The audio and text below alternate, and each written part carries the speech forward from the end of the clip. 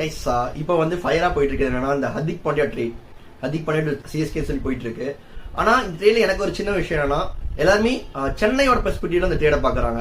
So சென்னைக்கு பெனிஃபிட்டா இருக்க மாதிரி ட்ரேட் பாக்குறாங்க. பட் ட்ரேட் வந்து அப்படி அமையாது. ரெண்டு பேருக்கு மியூச்சுவல் பெனிஃபிட்டா இருக்கிறதா ட்ரேட் நடக்கும். இல்லைன்னா அவங்க கேஷ் ஆன் டீல் போய்க்கலாம், இல்லை ஆப்ஷன் போயிருப்பாங்க.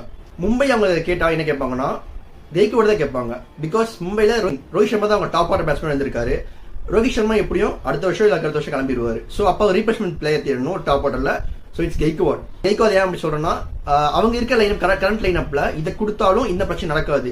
ஏன்னா அவங்க ஃபினிஷர் தான் தேவை, டாப் ஆர்டர் பேட்ஸ்மேன் கிடையாது.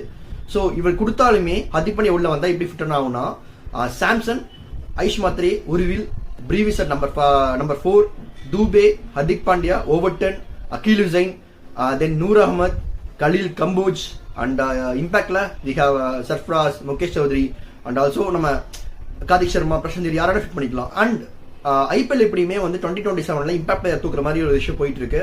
அப்படி போச்சுன்னா ஹர்திக் பாண்டியா இங்க வந்தா ஒரு ஃபாஸ்ட் பவுலிங் ஒரு பிக் அசெட். ஸோ கரெக்டா இன்னும் பெட்டரா இருக்கும். அண்ட் ஆல்சோ மும்பைக்கு பெனிஃபிட் இது என்னன்னா அவங்க டாப் ஆர்டர் கொஞ்சம் பேட்ஸ்மேன் கொஞ்சம் தேடிட்டு இருக்காங்க. ஸ்டெபிலிட்டி பேட்ஸ்மேன், நம்ம ஒரு 600 ரன் கொடுக்குற பேட்ஸ்மேன் தேடிட்டு இருக்காங்க. ஸோ இது அவங்களுக்கும் ஒரு நல்ல டீலா இருக்கும். அண்ட் சிஎஸ்கே வச்சு நல்ல டீலா இருக்கும்.